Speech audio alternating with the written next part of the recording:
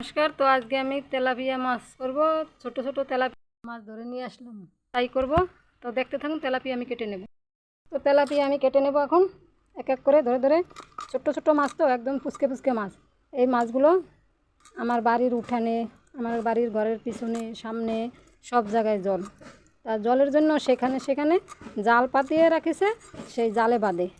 তোমাদের দেখাবো না আমার ঘরের আশেপাশে কতটা জল, অনেক জল। এখনও বর্ষায় অনেক জল জমে গেছে। তো বর্ষাটা যদি না থামতো হয়তো বন্ধুরা তোমাদের বাড়িতেই আমার যেতে হতো। এতটা জল, এত জল কোনো দিনও দেখিনি বাড়ির মধ্যে।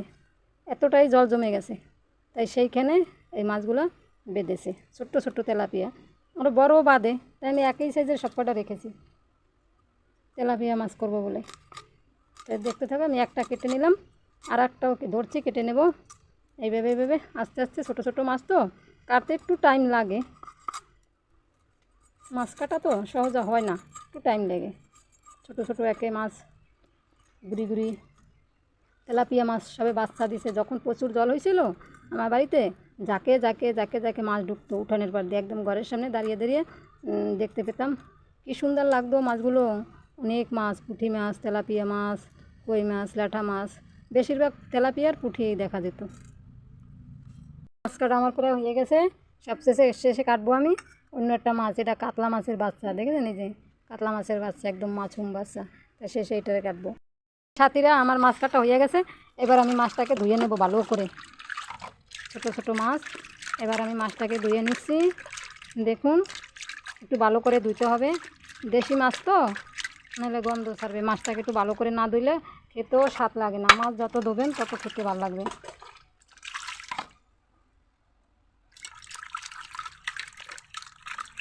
তো মাছটা আমার ধোয়া প্রায় হয়ে গেছে। এখন আমি মাছটাকে আস্তে আস্তে জল ছাড়িয়ে অন্যটা পাত্রের মধ্যে তুলে নেব, একটা দুটো করে। একটা, দুটো, তিনটে, চারটা, পাঁচটা, ছটা, সাতটা, আটটা, নটা, 10টা তেলাপিয়া মাছুম মাছুম একদম। তো মাছ ধোয়া আমার রেডি। চলুন আমি সাধনা রান্নাঘরে যাই। চলুন। মাছটা করার জন্য যে মশলাটা নিয়েছি, রসুন, আদা, সরিষা, সাদা জিরা, পাকা লঙ্কা, কাঁচা লঙ্কা, পেঁয়াজ কুচি। পেঁয়াজটা আমি বাটবো না, আর আমি এই সব শিলে বেটে নেব। কাঁচা লঙ্কা, পাকা লঙ্কা, তারপরে সাদা জিরা, আদা, রসুন, এগুলো আমি বেটে নেব। যে সর্ষেটা আমি একটু পরে দেব। তো দেখতে থাকুন। মশলা বাটা হয়ে গেছে। এবার আমি প্লেটে তুলে নিলাম সব, একদম কাচিয়ে কুচিয়ে। তো আমি এখন মাছটাকে মশলাটা মিলিয়ে দেব। সব মশলা মিলিয়ে দিলাম। আর এই যে কলা পাতা নিয়েছি, কলা পাতা করে দিয়ে দেবো একটুখানি তেল। তেল দিয়ে এরকম করে ভালো করে একটু স্যালাড হলুদ দিয়ে ভালো করে পাতাটার পরে ডলে ডলে মাখিয়ে নেব একদম সুন্দর করে। আর এই মাছের ভিতরে মশলা টশলা সব মিলিয়ে দিছি। পরিমাণ মতন নুন দিয়ে দেব, পরিমাণ মতন হলুদ দিয়ে দেব। দিয়ে এবার আমি এটাকে পাতার পারে দিয়ে সুন্দর করে মাখিয়ে ঝুঁকিয়ে নেব পারফেক্টভাবে। পাতাটার উপরে করেই মাখাইলাম, যাতে ওই হলুদ মশলাগুলো অন্য কিছুতে লাগবে না, পাতাটাই একবারে লাগবে, বেশ ভালো হবে। তো মাখিয়ে নিলাম। করে আমি আরেকটু তেল দিয়ে দেব। এই রান্নাটায় বেশি তেল লাগে না, তেলটা একটু কম লাগে অবশ্য। সরিষা টরিষা দেওয়া থাকে তো, ওই জন্য একটু তেলটা কম টানেতে। এখন আমি মাছটাকে আস্তে আস্তে সাজিয়ে রাখবো, সাজিয়ে সাজিয়ে দেবো এরকম করে পাতার উপরে সাজিয়ে দিলাম মাছটাকে। আর এই গ্যাপে গ্যাপে এই মশলাটাকে আমি ডুবিয়ে দেব।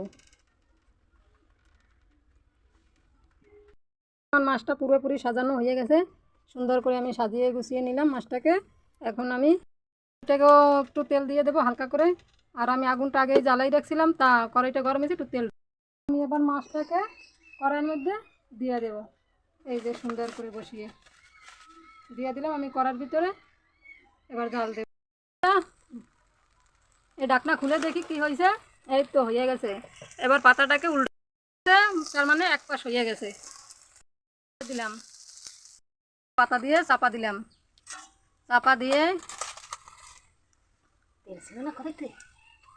আর একটা থালা দিয়ে ঢাকনাটাকে উবুর করে নিয়ে নিলাম। মাছ উল্টানো হয়ে গেল। এবার এই পাতাটাকে আস্তে আস্তে সরিয়ে নেব, দিয়ে দিলাম, আস্তে আস্তে তুলে নেব। এই দেখো তুলে নিলাম। আর এই পাশটা কত সুন্দর লাল লাল হয়ে গেছে। এবার একটু সাইজ করে সুন্দর করে বসিয়ে দেব, যাতে মাছটা ওই পাশটাও ভালো ভাজা হয়। বন্ধুরা, আমার মাছ পাতুরি কিন্তু হয়ে গেছে, তেলাপিয়া মাছের পাতুরি। এই পাশটা ও পাশটা দোনো পাশটাই হয়ে গেছে। এখন আমি নামিয়ে নেব।